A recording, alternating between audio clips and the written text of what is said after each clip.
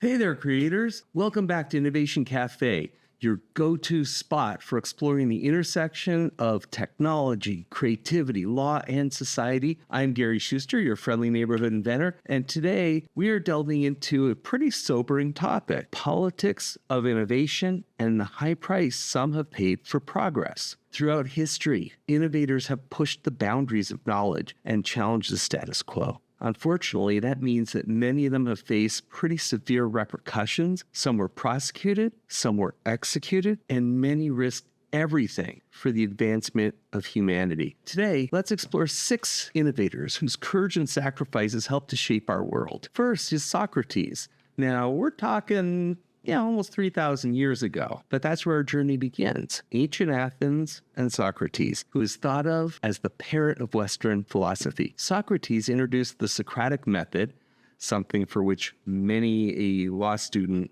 still is a little mad at him about. But it's a form of cooperative, argumentative dialogue that stimulates critical thinking. His relentless questioning of authority, though, and his relentless questioning of traditional beliefs did not sit well with the leaders in Athens. He was accused of corrupting the youth. He was accused of not being pious enough, and he was sentenced to death by poison with hemlock. His execution highlights the dangers innovators face when challenging societal norms. But his legacy lives on, encouraging us to question and seek truth. Next up is Galileo, and for that, we have to fast forward to the Renaissance. Galileo is really thought of as one of the parents of modern science. His support for heliocentrism, the idea that the earth revolves around the sun, did contradict the teachings of the Catholic Church. In 1633, he was tried for that, found vehemently suspect of heresy, and placed under house arrest for the rest of his life. Did better than Socrates, but still doing pretty poorly. Despite being locked indoors, he continued his work, and his contributions laid the groundwork for modern astronomy and physics. Imagine if he had just bent the knee to the government at the time, apologized, said, "You're right, everything revolves around the earth." Imagine where we would be. Would we have landed on the moon when we did? Probably not. Next up, Giordano Bruno, who was a contemporary of Galileo, and he was a Dominican friar and proposed that the universe was infinite and contained numerous worlds like Earth. That is probably the prevailing wisdom around astronomy right now. His ideas, too, were considered heretical, and after years of imprisonment and trial, he was burned at the stake. One of the most horrific ways to go. His murder for simply believing the truth is a really stark reminder of the dangers faced by people who challenge deeply entrenched beliefs. Now, next up, Alan Turing. He was a pioneer in computer science. He was an amazing mathematician. He worked on code breaking during World War II and was really probably single-handedly the most important non-military contributor to the defeat of the Nazis. He cracked their Enigma code using computers. Despite his contributions, despite his essentially saving the United Kingdom, he was prosecuted in 1952, unbelievably, simply for who he was. He was a gay man. And that's why they prosecuted. They chemically castrated him. And within 2 years, he killed himself. What a waste of such an amazing human being.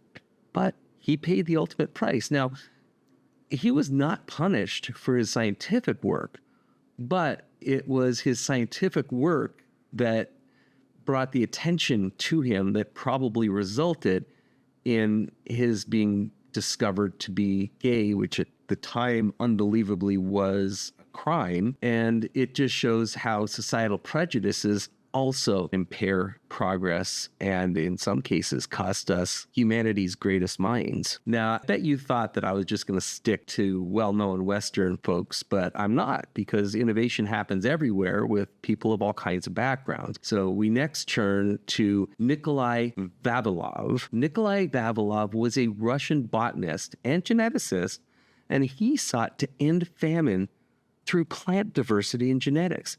He traveled the world collecting seeds to improve crop yields in the Soviet Union. But his support for genetic science clashed with the pseudoscientific ideas endorsed by Stalin's regime. And as seems usual for times where a correct scientist comes up against a corrupt government, he was arrested in 1940 and died of starvation in prison. His dedication to science in the face of oppression highlights the often overlooked heroes who advanced our understanding of biology and agriculture. Now, not all stories end with tragedy. Tu Youyou is a Chinese pharmaceutical chemist who discovered a vital treatment for malaria. During China's Cultural Revolution, scientific research was severely restricted, so she worked in secret. She faced political turmoil and limited resources, but once again, showing that eventually scientific grit will pay off. In 2015, she became the first Chinese woman to receive the Nobel Prize in Physiology or Medicine. Her perseverance shows how innovation can triumph over political adversity. And I might add, how creative was it that she was able to find a way to do this research and save millions of lives while under constant threat of imprisonment or worse if she was caught practicing science. We all owe her a debt of gratitude. The next is a very recent and very sad story. Aaron Swartz. He was a programming prodigy and an internet activist and is really well known for co-founding Reddit. He faced federal charges in the United States because he downloaded academic journals from JSTOR and decided to make the knowledge freely accessible. And he posted them. He was aggressively prosecuted and killed himself at 26. He killed himself because he wanted people to have basic information they needed to conduct science. This is a little bit of a more complex story because it's copyright infringement and the authors do have some rights in those works. But in many cases, those works were government funded and should have been free in the first place, given that the government paid for them. But criminally prosecuting him, threatening him with the majority of his life in prison because he wanted people to have information, this seems like wild overreach to me. It's just a sad story. He could have been sued civilly, would have declared bankruptcy, he would have gone on with his life, and it would have been fine. But instead, they went after him as brutally as they could, and it took a brutal toll. Now, each of these stories are a testament to the courage and resilience of innovators throughout all of history. The politics of innovation can be unforgiving, and that is particularly so when innovation challenges the narrative supported by dictatorial or autocratic regimes.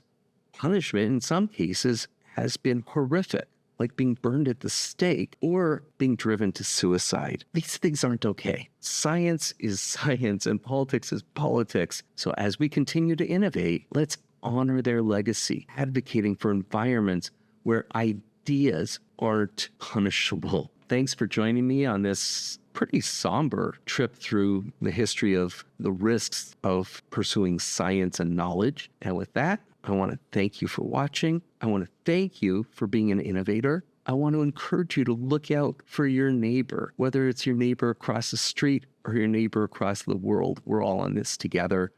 Be creative together, and let's solve the world's problems. Together, we can do this. This has been Innovation Cafe, and I will catch you next time.